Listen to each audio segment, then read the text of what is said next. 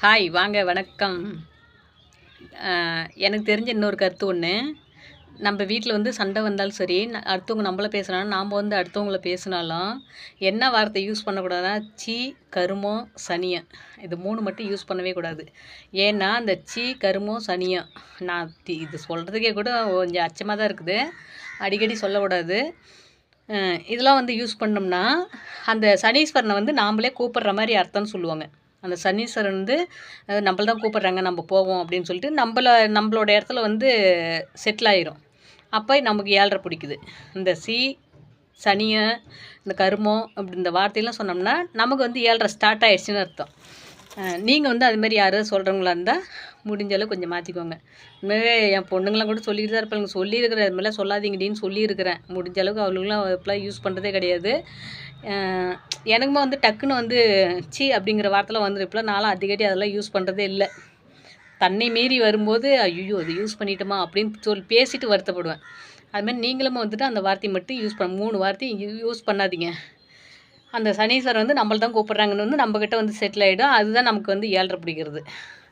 இதெல்லாம் எப்படி தெரியும்னா, அந்த சனீஸ்வரன் நாடகத்தில் வந்து சொல்லியிருந்தேன் இல்லைங்களா, யூடியூப்பில் போய் பாருங்கன்னு சொல்லிட்டு, அந்த சனீஸ்வரனே சொல்லுவார், என்னை வந்து நீங்கள் கூப்பிடணும் அப்படின்னா சீ, கருமம், சனியன் அப்படின்னு சொன்னாவே நீங்கள் என்னை கூப்பிட்றீங்கன்னு அர்த்தம். நான் ஜிங்குன்னு வந்து உங்கள் வீட்டில் உட்காந்துக்குவேன் அப்படின்னு சொல்லி அவரே அந்த நாடகத்தில் சொல்லுவார். இதெல்லாம் வந்து பழைய காலத்து நாடகம் தான். ஆனால் அது ஒரு படம் மாதிரி நினச்சிக்கிட்டு நம்ம ஒரு இன்ட்ரெஸ்ட்டாக நல்லா கவனிக்க ஆரம்பிச்சோம்னா நிறைய கதைகள் அதில் இருக்குது. ஃபஸ்ட்டுலாம் கூட எனக்குலாம் இது வரலையும் புரிஞ்சதே கிடையாது. எங்கள் ஊர் பக்கம்லாம் வைப்பாங்க. எப்படி வைப்பாங்கன்னா, இந்த ஒரு குடும்பத்தில் 7:30 நடக்கும் இல்லைங்களா, அவங்களுக்கு வந்து அந்த விடுற ஸ்டேஜில் வந்து ஒரு 2-3 பேர் ஊருக்குள்ளே வந்து ஒரு கொஞ்சம் வசதியாக இருக்கிற ஆளுங்க ஒரு 2-3 பேர் சேர்ந்து ஊருக்குள்ளே நாடகம் நடத்துவாங்க. எப்போ அது வந்து இப்போ ஒரு 10 வருஷத்துக்கு முன்னாடி நாடகம் வைக்கணுன்னாவே ரூ. 1,00,000 தேவைப்படும். இப்போலாம் பார்த்திங்கன்னா கிட்டத்தட்ட எப்படி பார்த்தாலும் 2,00,000 ஆயிரும். அது தனியாக அதுக்குன்னு அமௌண்ட்டு கொடுக்கணும் அவங்களுக்கு. நம்ம ஊரில் தங்க வச்சோமா அவங்களுக்கு சாப்பாடுலாம் அவங்க எத்தனை நாள் நாடகம் நடத்துகிறாங்களோ அத்தனை நாள் வரலையும் தங்குறதுக்கு இடம், சாப்பாடு செலவு எல்லாமே நாமளே பார்த்துக்கணும். யார் நாடகம் அமைக்கிறாங்களோ அவங்க தான் பார்த்துக்கணும். அதுமாரி எங்கள் ஊர் பக்கம்லாம் நிறைய வைப்பாங்க. இப்போ தான் இது காணோம். இப்போ ஒரு 10 வருஷத்துக்கு முன்னாடிலாம் இங்கிட்டு இங்கே விழுப்புரம் மாவட்டத்தை சுற்றி எங்கேயாவது ஒரு இடத்துல சனீஸ்வரன் நாடகம் போட்டுருவாங்க. அங்கே போயிட்டுனா இங்கேருந்து அது நாடகம் பார்க்குறதுக்காகவே கிளம்பி போவாங்க. நைட்டு ஒரு 8 மணிக்கு 7 மணிக்கிட்ட கிளம்பி போனாங்கன்னா விடிய அந்த நாடகம் பார்த்துட்டு விடிஞ்சாப்புல அப்புறம் திரும்ப வீட்டுக்கு வந்துடுவாங்க. பைக்கில் போகிறவங்க, பஸ்ஸில் போகிறவங்களும் அதுமாரி போவாங்க. நாங்கள் வந்து எங்கள் ஊர்லேயும் பார்த்துருக்கோம், எங்கள் ஊருக்கு பக்கத்து ஊர்லேயும் பார்த்துருக்கோம். நைட்டு போய் ஃபுல்லாக அங்கேயே தங்கிப்போம். அது ஒரு கிரவுண்டு மாதிரி நல்லா இடம் வசதியாக இருக்கிற இடத்துல போட்டுருவாங்க. ரோட்டில் லைனாக எல்லோரும் உட்காந்து பார்க்குற மாதிரி. நாங்களாம் ஃபஸ்ட்டாலாம் முன்னாடி போய் உட்காந்துக்குவோம்.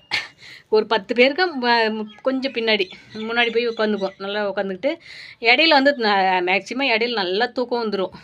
பார்க்கவே முடியாது. கண்ணெல்லாம் அப்படியே புளி பிடிக்கிற மாதிரி பிடிக்கும். படுத்துக்குவோம். அப்புறம் ஒரு 3 மணி 4 மணிங்கும்போது ரொம்ப விறுவிறுப்பாக அந்த சீரியல் டிவியில் சீரியல் போகும் பாருங்கள், அதுமாதிரி விறுவிறுப்பாக போகிற மாதிரியே அந்த நாடகம் வந்துட்டு ஒரு 4 மணிக்கு மேலே ஒரு இன்ட்ரெஸ்ட்டாக இருக்கும் பார்க்குறதுக்கே. தூக்கமே வராது. அதுக்கப்புறம் நமக்கே ஒரு இன்ட்ரெஸ்ட் வந்துடும் நல்லா தூங்குனதுக்கப்புறம். அதில் பார்க்கும்போது அதில் தான் சொல்லுவாங்க, சனீஸ்வரன் வந்து இந்த விரதம் இருக்கிறதுக்கும் வந்து 12 மணிக்குள்ளே இருந்துட்டிங்கன்னா உங்களுக்கு சேர்ந்தது. நீங்கள் எந்த கடவுளுக்கு விரதம் இருக்கீங்களோ அவங்களுக்கு சேர்ந்தது. அந்த 12 மணி தாண்டி விரதம் இருந்தீங்கன்னாக்கா எனக்கு சேர்ந்தது. நீங்கள் என்ன பண்ணாலும் ஒன்றும் பண்ண முடியாது. எனக்காக படைக்கிறீங்க அப்படின்னு அர்த்தம்னு சொல்லுவார். அதேமாரி இந்த 3 வார்த்தைகளும் வந்து நீங்கள் யூஸ் பண்ணிங்கன்னா என்னை கூப்பிட்றதா அர்த்தம். நான் வந்து உங்கள் வீட்டில் வந்து ஐக்கியமாயிருவேன் அப்படின்னு சொல்லி இப்படிலாம் சொல்லுவாங்க சீரியலில். சீரியல்ன்ற அந்த நாடகத்தில் சொல்லுவாங்க. அதை வச்சு தான் நான் சின்ன பிள்ளையிலேருந்து நிறையா அந்த சனீஸ்வரன் நாடகம்லாம் பார்ப்பேன். வீடியோ ரொம்ப லாங் போய்ட்டு இல்லை.